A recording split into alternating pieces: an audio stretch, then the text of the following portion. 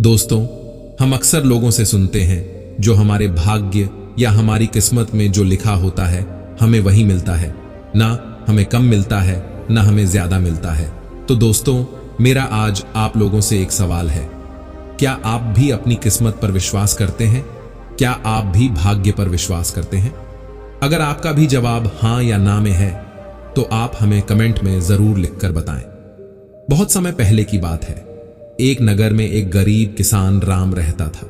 उसे हमेशा लगता था कि उसकी किस्मत बहुत खराब है। जब भी वह कुछ अच्छा करने की कोशिश करता तो कुछ ना कुछ गलत ही हो जाता था।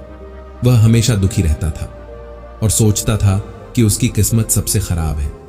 उसने अपने खेतों में कड़ी मेहनत की, अच्छी फसल उगाई, लेकिन अचानक भारी बारिश हुई और उसकी पूरी फसल बर्बाद हो गई। तब उसे लगा कि उसकी किस्मत खराब है। वह भगवान से हाथ जोड़कर प्रार्थना और शिकायत करने लगा, हे भगवान, क्या मेरी किस्मत सच में खराब है? क्या मेरी मेहनत का मुझे कभी फल नहीं मिलेगा? राम को हर दिन परेशानी ही बनी रहती थी। राम ने कुछ दिनों के बाद उसने फिर मेहनत की और अच्छी फसल उगाई, लेकिन इस बार भी उसकी फसल उतनी अच्छी नहीं हुई, जबकि नगर में और लोगों की फसल बहुत अच्छी हुई। दोस्तों, आज की कहानी बहुत ही ज्ञानवर्धक है। इससे पहले कि आप कहानी में खो जाएं, वीडियो को लाइक और हम ज्ञानी बुद्धा चैनल को सब्सक्राइब कर लीजिए। अगर आप भी गौतम बुद्ध को दिल से मानते हैं तो कमेंट में नमो बुद्धाय लिखना ना भूलें। तो चलो कहानी शुरू करते हैं। राम अब पूरी तरह से यह मानने लगा कि भगवान ने जानबूझकर उसकी किस्मत खराब की है। वह भगवान से शिकायत हर रोज करता रहा और बहुत परेशान हो गया। उसने सोचा कि किसी भी तरह भगवान हमें खुश रहने ही नहीं देंगे। फिर राम ने नगर में रहने वाले लोगों से पूछा कि भला मैं इतनी मेहनत करता हूं, मेरे खेतों में क्यों अच्छी फसल नहीं होती है? क्या मेरी किस्मत में कोई खराबी है? नगर के लोगों ने कहा, तुम्हारी शायद किस्मत ही खराब है, तभी नगर में सभी लोगों की फसल अच्छी हुई है और तुम्हारी बेकार हुई है। अब राम को भी लगने लगा था कि शायद मेरी किस्मत बहुत खराब है, मेरे जीवन का अब कुछ भी नहीं हो सकता है। नगर के सभी किसानों की फसल अच्छी होने के कारण अब नगर के सभी किसान अपनी फसल शहर बेचने जा रहे थे। तभी रास्ते में एक आपदा आ गई और कुछ किसान घायल हो गए। कुछ किसानों ने तो वहीं पर दम तोड़ दिया। राम भी अपनी फसल को बेचने के लिए शहर गया था। राम तो सही सलामत नगर लौट आया अपने घर, लेकिन जब अपने घर पहुंचा तो वहां उसने देखा कि उसके माता पिता की मृत्यु हो गई है। यह देखकर राम को बहुत बड़ा झटका लगा और वह दुख में डूब गया। अब उसे बिल्कुल विश्वास हो गया था कि उसकी किस्मत खराब है। एक दिन राम नगर के बाहर बैठा था, जहां बहुत सारे पेड़ पौधे खड़े हुए थे। वहां एक नारियल का भी पेड़ था। तभी वहां से एक आदमी निकला। वह आदमी जैसे ही वहां से निकला, एक नारियल का फल उस आदमी के ऊपर जा गिरा। राम ने जब यह सब देखा तो उस आदमी से राम ने कहा, देखो भाई, तुम्हारी भी किस्मत खराब है। अभी यहां से न जाने कितने लोग निकल गए और किसी के ऊपर एक भी नारियल का फल नहीं गिरा, और तुम्हारे ऊपर ही क्यों गिरा? इसका मतलब तुम्हारी किस्मत खराब है। वह आदमी मुस्कुराया और बोला, भाई, मैं किस्मत तो नहीं जानता हूं। मैं हमेशा मस्त और मग्न रहता हूं। मुझे किस्मत के बारे में कुछ भी नहीं पता है। मैं अपने जीवन में हमेशा खुश और प्रसन्न रहता हूं। राम ने जब उसे आदमी की यह बात सुनी तो राम सोच में पड़ गया और एक क्षण के लिए चुप हो गया। फिर बोला, भाई कैसे? क्या तुम्हें अपनी किस्मत के बारे में कुछ नहीं पता है? उस आदमी ने मुस्कुराते हुए कहा, नहीं, मुझे कुछ नहीं पता है। उस आदमी ने फिर राम से पूछा, क्या भाई तुम किस्मत के बारे में जानते हो? राम ने उस आदमी से कहा, भाई, किस्मत मेरी बहुत ही ज्यादा खराब है। मैं अपने बारे में बताता हूं। राम ने फिर सारी कहानी उस आदमी को सुना दी, जो उसके साथ अभी तक घटित हुआ था। उस आदमी ने राम की सारी बातों को सुनने के बाद कहा, मैं तुम्हें आज एक ऐसे महात्मा के बारे में बताऊंगा जो तुम्हारी सारी समस्याएं चुटकियों में खत्म कर देंगे और तुम्हें एक जीवन जीने की नई सीख मिलेगी। उनके पास न जाने कितने लोग अपनी समस्याओं का समाधान पूछने जाते हैं और सब अपने जीवन में कुछ न कुछ उन महात्मा से सीख कर आते हैं। मैं भी उन्हीं का एक शिष्य हूं। महात्मा के आदेश का पालन करने जा रहा हूं। मैं यही पास के नगर में जा रहा हूं। कुछ गरीब और जरूरतमंद लोगों की सहायता करने राम ने उस आदमी को प्रणाम किया और सोचने लगा कि मैं भी महात्मा से मिलने जाऊंगा। और पूछूंगा क्या मेरी किस्मत सच में खराब है। राम ने दूसरे ही दिन एक झोले में अपने खाने पीने का सामान रखा और महात्मा से मिलने के लिए चल दिया। चलते चलते उसे कई दिन बीत गए। एक दिन जब वह घने जंगल से गुजर रहा था, तभी उससे कुछ डाकुओं ने पकड़ लिया और सोचा कि इसके पास बहुत सारा सोने चांदी आभूषण या पैसे होंगे। लेकिन जब उन डाकुओं ने राम का झूला छीन कर देखा तो उसमें सिर्फ खाने पीने का ही सामान था। यह देखकर डाकुओं को राम पर बहुत गुस्सा आया और बोले कि तू भला इस जंगल में क्या करने आया है।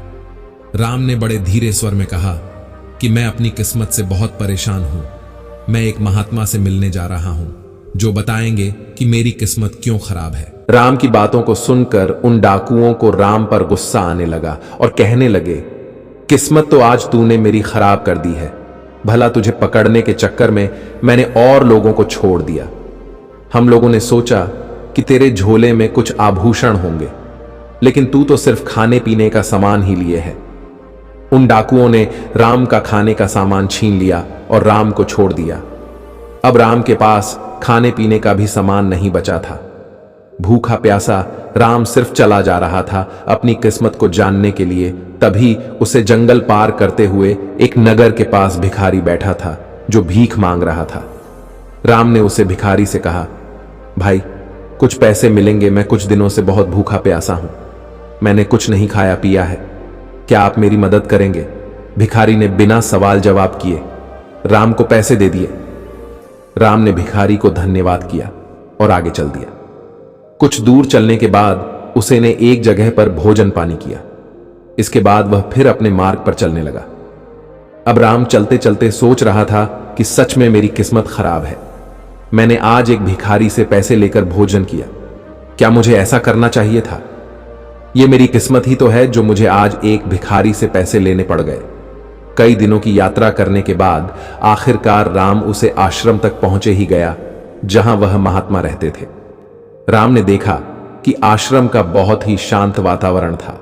कई शिष्य वहां पर ध्यान की अवस्था में बैठे हुए थे।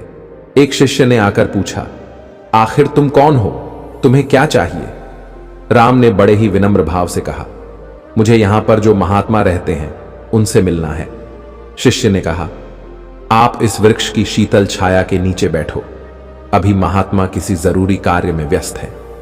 वह जैसे ही फ्री होते हैं हम आपका संदेश उन तक पहुंचा देंगे। राम ने कहा, ठीक है, मैं इसी वृक्ष के नीचे बैठा हूं। अब राम आश्रम की तरफ ही देख रहा था कि कब महात्मा अपनी कुटिया से बाहर निकल कर आएंगे और मैं उनके दर्शन कर पाऊंगा और उनसे अपनी खराब किस्मत का समाधान पूछ पाऊंगा। तभी राम ने देखा एक लंबा चौड़ा जवान जिसके तन में बहुत ही सुंदर कपड़े और गले में कुछ आभूषण और उसके कलाई में कुछ आभूषण थे, फिर भी वह बहुत निराश और अपने जीवन में परेशान दिखाई दे रहा था। राम उस आदमी के पास गया और उससे पूछा, आखिर भाई तुम्हारी समस्या क्या है। आप तो एक अच्छे घर के लगते हो, मुझे तो नहीं लगता कि आपको कोई समस्या होगी। तभी उसे आदमी ने कहा, भाई मेरे जीवन में बहुत सारी समस्याएं हैं, मुझे तो लगता है कि मेरी किस्मत ही खराब है। मैं एक व्यापारी हूं और मुझे हमेशा अपने व्यापार में घाटा पड़ जाता है। मैं बहुत दिन रात मेहनत करता हूं, फिर भी मुझे कभी मुनाफा नहीं होता है। अब बताओ ऐसे में मैं क्या करूं। मुझे तो लगता है कि मेरी किस्मत ही खराब है। अब राम सोचने लगा कि मैं तो एक गरीब किसान था, जब मेरी किस्मत खराब हो सकती है तो क्या भला एक व्यापारी की किस्मत नहीं खराब हो सकती है। क्या इस दुनिया में सारे लोगों की ही किस्मत खराब होती है। तभी कुटिया से महात्मा बुद्ध निकल कर आए। राम और व्यापारी ने दोनों ने महात्मा बुद्ध को प्रणाम किया और कहा, गुरुदेव हम बहुत दूर से अपनी समस्याओं का समाधान पूछने के लिए आए हैं, क्या हमारी किस्मत खराब है। महात्मा बुद्ध मुस्कुराए और बोले, चलो हम थोड़ा आश्रम के बाहर घूमने चलते हैं और चलते चलते मैं तुम दोनों की समस्याओं का समाधान बता दूंगा। व्यापारी और किस महात्मा बुद्ध के साथ एक रास्ते पर चलने लगे। तभी रास्ते के बीचों बीच एक कांटा पड़ा था। तभी राम ने देखा और कहा, अरे मेरी किस्मत, अभी यह कांटा लग जाता और मेरा पैर खून से लहूलुहान हो जाता।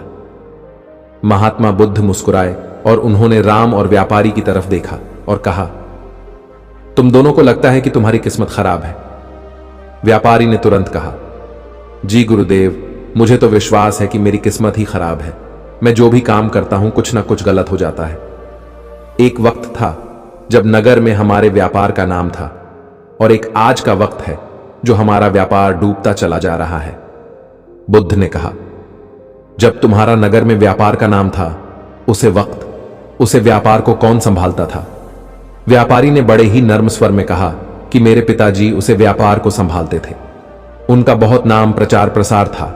जब से पिताजी नहीं रहे तब से मैं व्यापार को संभाल रहा हूं, लेकिन मैं बहुत मेहनत करता हूं, फिर भी अपने व्यापार को आगे बढ़कर नहीं ले जा पा रहा हूं। मुझे घाटा ही घाटा पड़ जाता है व्यापार में। ऐसे में बताइए मैं क्या करूं? क्या मेरी किस्मत खराब नहीं है? बुद्ध ने कहा, हमारी किस्मत मायने नहीं रखती है, हमारे कर्म ही मायने रखते हैं। तुम अपने व्यापार को थोड़ा अपने पिताजी के नजरिए से देखो कि वह किस हिसाब से अपने व्यापार को चलाते थे। उनके आधार पर अपने व्यापार को चलाओ तो तुम्हें अवश्य ही मुनाफा होगा। तुम्हें अभी अपने व्यापार के बारे में जानकारी नहीं है। किसी भी कार्य को करने के लिए उसके बारे में जानना बहुत जरूरी है, तभी तुम उसे कार्य में सफल हो सकते हो। व्यापार में नरम स्वभाव का होना बहुत जरूरी है। तुम अपने पहले स्वभाव को बदलो। लोगों से प्यार और धैर्य से बोलो, जिससे लोग तुम्हारे व्यापार में शामिल होंगे।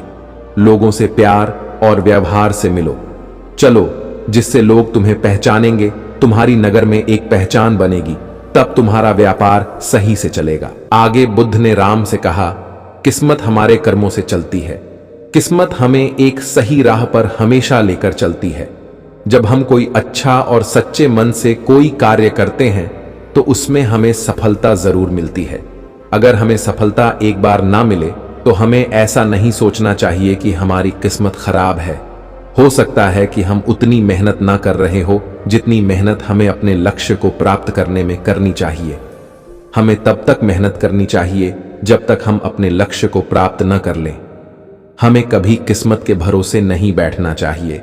जीवन में किस्मत कोई मायने नहीं रखती है, हमारे कर्म ही हमारी किस्मत तय करते हैं। अब राम और व्यापारी को समझ में आ गया था कि किस्मत हम खुद लिखते हैं। हमारे जितने अच्छे कर्म होंगे उतने ही अच्छी किस्मत होगी। दोनों ने महात्मा बुद्ध को प्रणाम किया और खुशी खुशी अपने नगर लौट गए। तो दोस्तों, उम्मीद करता हूं कि आपने इस कहानी से बहुत कुछ सीखा होगा और जाना होगा। अगर आपको यह कहानी पसंद आई है तो आप लोग हमें कमेंट में जरूर लिखकर बताएं कि आप लोग क्या किस्मत को सबसे पहले महत्व देते हैं या अपने कर्म को। वीडियो को लाइक और चैनल को सब्सक्राइब करना ना भूलें। नमो बुद्धाय। धन्यवाद।